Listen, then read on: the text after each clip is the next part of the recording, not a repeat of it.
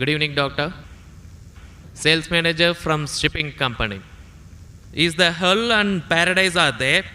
How as a common person I believe. I don't believe in any religion. Well, ask the question that, how do I know there's hell and heaven?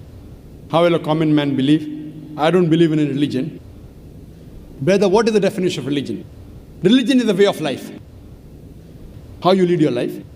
Many people say that, I don't mind, I'm just a human being, I'm born, I will do test and error, and I will know how to lead a life. For example, you go to a forest. You are going to a forest the first time. You don't know whether the fruits are poisonous or not. If you start eating any fruit, you may end up eating a fruit which is poisonous and you may die. What do? You ask an expert. Right or wrong? When you get sick, who do you go to, brother? When you are sick, who do you go to? Why? The doctor is an expert in treating sickness, correct? You can't say, I am a human being, I will treat myself. No. That's what the Quran says in Surah Nahl.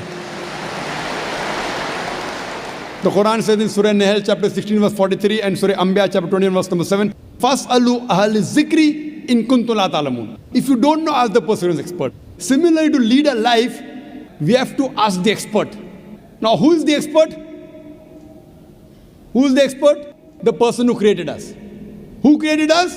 It's Almighty God. So, we have to follow the commandment of Almighty God. If you do not believe in Almighty God, you should listen to my video cassette, Is the Quran God's Word? Where I have proved logically and scientifically the existence of Allah subhanahu wa ta'ala. If you are an atheist, are you an atheist, brother? Are you an atheist? Pardon me? Are you an atheist? No. Not an atheist. So what do you? Do you believe in God? Actually, I believe in the power.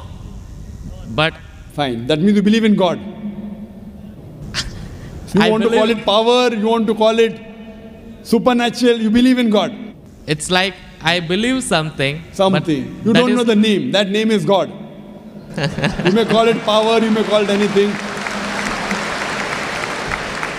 If you don't believe in God, then you listen to my video cassette, Is the Quran God's Word? If you don't know who that power is, yet you listen to my cassette, Is the Quran God's Word? Where I have proven scientifically, undoubtedly, existence of Allah subhanahu wa ta'ala, and the Quran is the word of Almighty God. Now coming to your question. If you say about power, that means you believe in a religion. Because religion by definition, according to Oxford Dictionary, religion means a belief in a supernatural controlling power. Power word is there. That means you believe in a religion. Religion, according to Oxford Dictionary, means a belief in a supernatural controlling power, a personal God or gods that deserve obedience and worship. That means you believe in religion, you don't know the definition of religion. So don't say I don't believe in religion. Religion is English word, brother. Religion is English word. If you open the Oxford Dictionary, it says religion means a belief in a superhuman controlling power, and you believe in a power. Or a personal God or gods that deserve worship or obedience. To know more about that power, you see my video because it is the Quran God's Word. Now coming to your question, basic question, how will I prove that there is hell and heaven? Now if you hear my video cassette, I have proved many scientific aspects in the Quran. If you use science to the Quran, what we come to know that whatever the Quran has said today, 80% can be proved to be 100% correct scientifically. Quran speaks about various scientific facts, which we came to know recently. It speaks about astronomy, it speaks about the spherical nature of the earth, it speaks about the Big Bang, it speaks about the light of the moon is not its own reflected light, it speaks about the water cycle, it speaks about biology, it speaks about botany, it speaks about zoology, it speaks about embryology, all these things. Now, today is the age of science and technology. If we put this test of science to the Quran, what we come to know, 80% whatever the Quran has said is 100% perfectly correct. The balance 20% is ambiguous. Neither right, neither wrong. Out of that 20%, not even 0.01% has been proved to be wrong by scientific fact. It is ambiguous. So what my logic says, when 80% is 100% correct, and not even 0.01% of the 20% is proved wrong, so my logic says that inshallah, even that 20% will be correct. It's a logical belief. I being a medical doctor, Quran speaks about astronomy, embryology, genetics, everything perfect. Then you ask me, brother, you being a doctor, you believe in hell? in heaven? You believe in jinn? You believe in life after death? So my logic says, inshallah, even the other 20% in the Quran, which science hasn't reached up to that level. Science cannot prove it. Maybe science will prove 50 years later or 10 years later. But today science hasn't reached that level.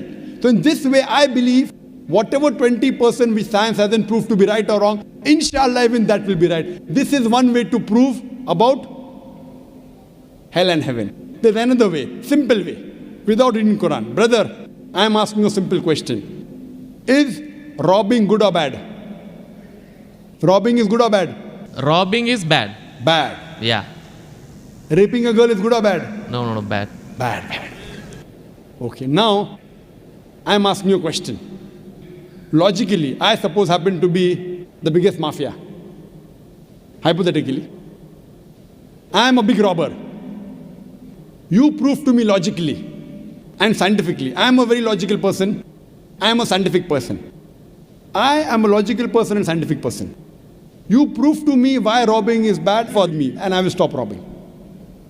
Only one reason you give me. One good reason why robbing is bad for me and I will stop robbing. It hurts others. It hurts people.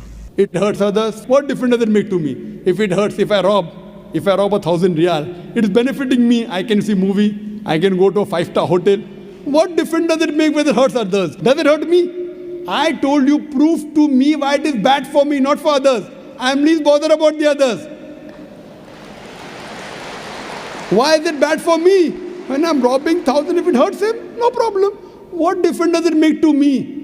If it hurts somebody else, does it make a difference to me? I can enjoy, I can see movie. I can eat chicken biryani. I asked you, give me one logical reason why it is bad for me, not why it is bad for others. I am a big mafia. I am powerful. I am a scientific person, logical person. Prove to me one good reason, logical, why robbing is bad. I will stop robbing. Come on. Another try, brother. Another try. One more try. Why it is bad? No answer. No answer. Try. There are 20, 30 reasons, 100 reasons you can give. Actually, as you said, the religion means the way of life. Not religion. Why robbing is bad? Tell me. Don't go to religion. No.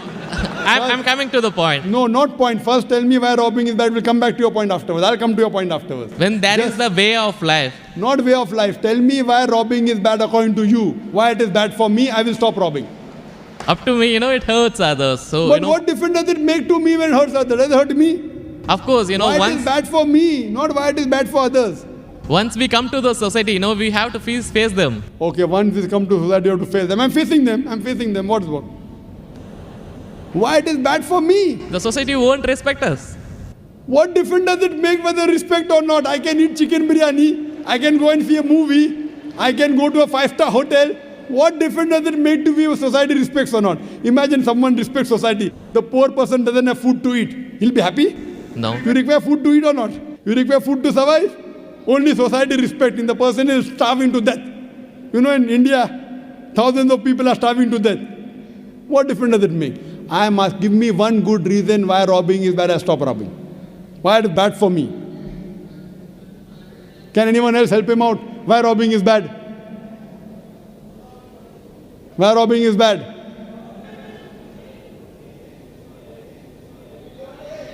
There are various answers. I'll help you out. You may say, police will catch you. Good logical reason. Police will come and catch you. Correct, right or wrong? Correct. But you didn't give I'm helping you out. But brother, I told you I'm a powerful mafia. The police is in my pocket. Ministers are in my pocket. Big mafia. See, all the top mafia, the police is in the pocket. They are on my payroll. The police is on my payroll. What will they catch me? Small robber like you should not rob. You will get arrested. I'm a top mafia. The police is on my payroll. Even the ministers are on my payroll. They are in my pocket. So small robber like you should not rob. Big mafia like me can rob. Another reason, I'll help you out. Maybe somebody will come and rob you. Yes. No one can rob me because I've got 100 bodyguards. All of them hiding behind the stage. Bodyguards. Small robber robs, somebody will rob him. No one can rob me because I've got bodyguards. Hundreds of bodyguards with AK-47.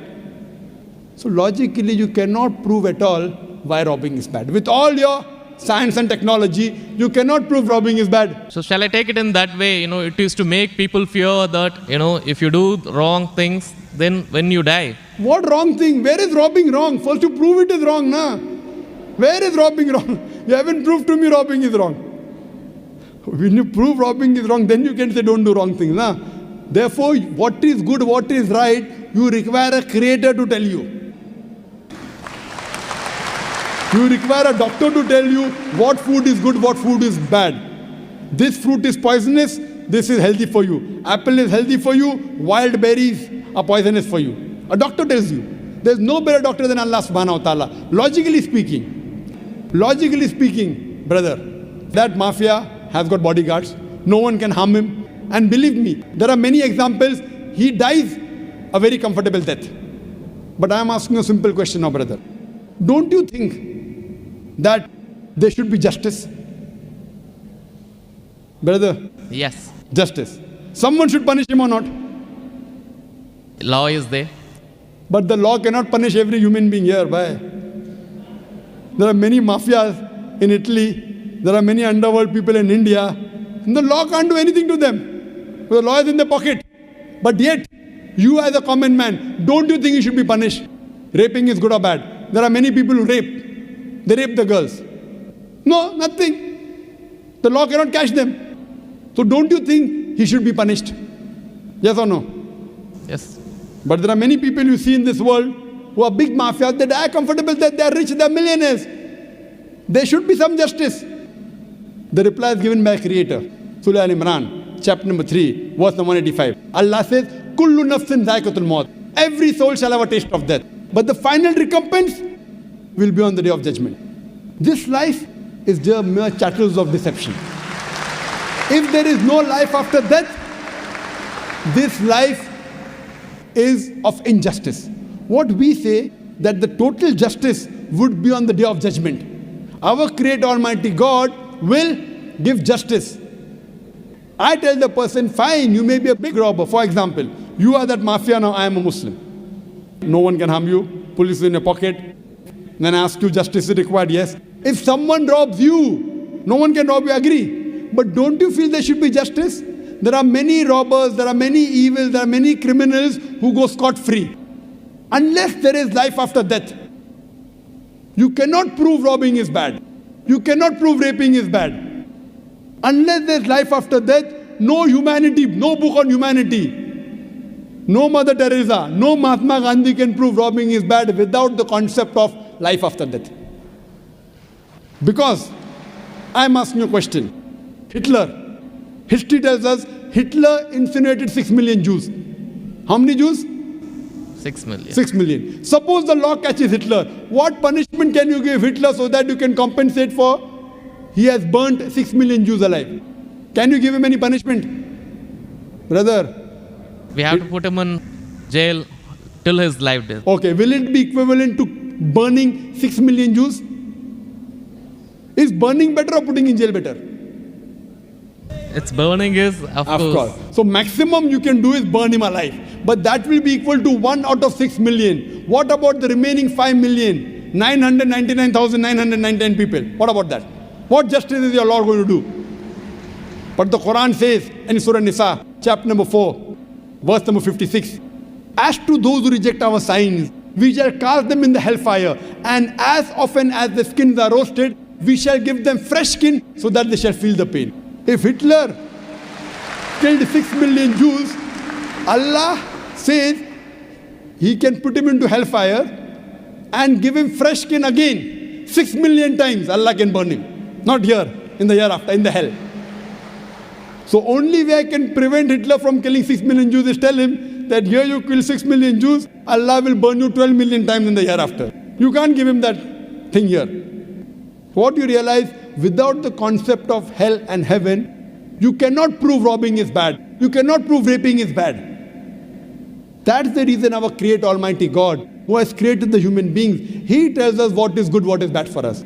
And He tells us the rules and regulations. This is called as religion. So first you have to find out which book is the authentic book which has been revealed by this Almighty God. And when you do research, you will come to it, that is the Quran. All the scriptures speak about Almighty God, and all the scriptures they point out to the last and final revelation, the Quran, and last and final messenger, Prophet Muhammad, peace be upon him. Hope that answers the question. Thanks.